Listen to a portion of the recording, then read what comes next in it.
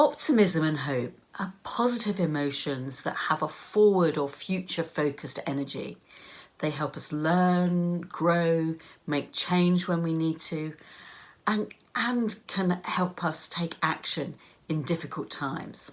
I'm Vanessa King, Head of Psychology and Workplaces at Action for Happiness, and here to launch Optimistic October, our theme for this month based on our key to happier living of direction. So I'm going to share 3 tips to help us cultivate more optimism or maintain it this month. But first, I think it's really important to recognise that we're talking about realistic optimism. And this is about keeping our feet on the ground, facing into difficulties, and also having a belief or sense that things will turn out okay or even well. And having a sort of sense of realistic optimism, that kind of sort of disposition or beliefs, has been associated with better health outcomes, better for our mental health, and of course can help us cope during tough times. Here are 3 things to try this month. Now, the first is realistic optimism, is acknowledging that there's a lot of tough stuff going on in the world. We're surrounded by really difficult news, and many of us will be having struggles or difficulties in our personal lives too. So this is kind of facing into those and acknowledging how we feel. But there's a wonderful quote I came across recently which says, "The antidote to despair is action." So having acknowledged how we're feeling, is then take some time to reflect on our strengths and our capabilities, and then think about something that's within our capacity to take action on, to create a happier, kinder, maybe more peaceful world, to contribute to that. And it could even be a small way. It could be something small at home, something in our workplace or in our community, or even online, and something in the world more general. So what's something that we can do to contribute to a happier, kinder, more peaceful world? The second tip this month is kind of tapping into sources of sort of hope and sort of optimistic inspiration for us this month. So whether those are people around you that kind of engender a sense of hope, it can be catching, that we can kind of spend more time with this month, or hopeful role models out there in the world that we come across. It could be books that inspire hope, artworks, stories, films can be a great source of hope. So tap into those this month and maybe spend more time with them than you would do normally.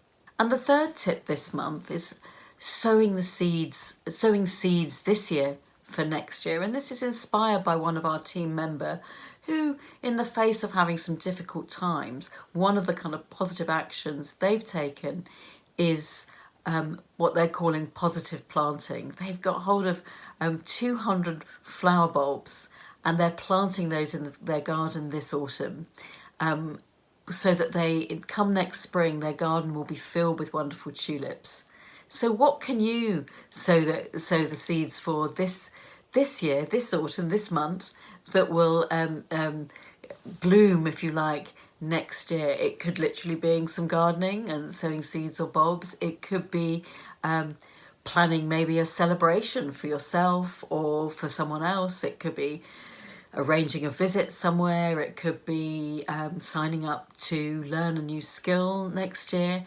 It could even be signing up to join an Action for Happiness group or course, or even run an Action for Happiness group where you are. So whatever it is, what can you do this month to sow a seed for something that will take flower next month? So our 3 tips this month, in summary, are realistic, optimistic actions. So tuning into how we're feeling, acknowledging how we're feeling in the face of what's going on in the world, tapping into our own inner resources, our strengths and our capabilities, and finding a way to, even if it's small, to contribute to a happier, kinder, more peaceful world, even if that's just really hyper-local and around us, or with our relationships or families, etc. The second tip is tapping into kind of external sources of hope and optimism for us. So be that people that inspire hope with us, hopeful role models that we see out there, hopeful books, films, music, art, etc. And making sure you're having a fill of those over this month. Spend more time with those this month. And the third is thinking about a seed you can sow this month that will bear fruit come next year.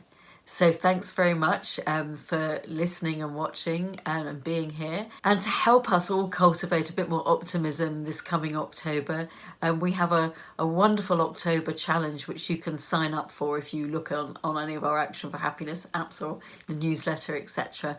You can sign up to receive our daily calendar actions in your email inbox with the opportunity to interact and share your actions for yourself or share us more widely, and there to help us all cultivate a bit more optimism. So look out for that, our Optimistic October Challenge. But as ever, we love to hear from you, your ideas or how you're getting on with these tips on any of our Action for Happiness social media channels, and in particular in our Action for Happiness app, which is available and free to download on any of your the platforms where you get your apps from. And it's a lovely uplifting source of hope and optimism there, so hopefully you can tap into that too. So thanks for being here, thanks for listening or watching, and look forward to being here again with you this time next month. Take care.